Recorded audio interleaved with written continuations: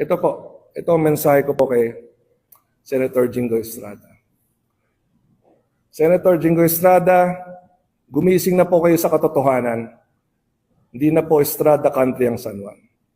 Mula 2019, Zamora na po ang mayor. Hanggang ngayon, Zamora ang mayor. Hindi na po Estrada country ang San Juan. At gusto ko yung paalala sa inyo na noong 2019, nung tumakbo kayo bilang senador, ay number 13 lang kayo dito sa San Juan. Noong 2022, number 14 lang kayo dito sa San Juan. Kaya kung inakala po ninyo na Estrada country pa itong lungsod ng San Juan, hindi na po. Hindi nyo nga mapanalo sarili nyo rito eh. Ano pa yung mga kandidato ninyo?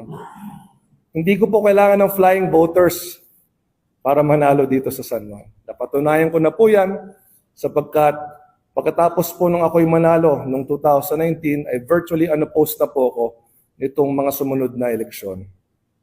Kaya napatunayan na natin sa ating mga minamahal na San Juanenyo na maayos tayo bilang isang mayor, ginagawa natin ating mga tungkulin. Ang laki na po ng pinagbago ng San Juan. Kitang-kita naman po yan ng lahat. Kaya nga po 15-0 ang botong aming nakuha noong 2022. At tiwala po ako na 15-0 po muli ang makukuha namin itong 2025.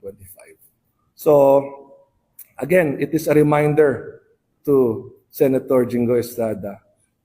Hindi na po Estrada country ang San Juan.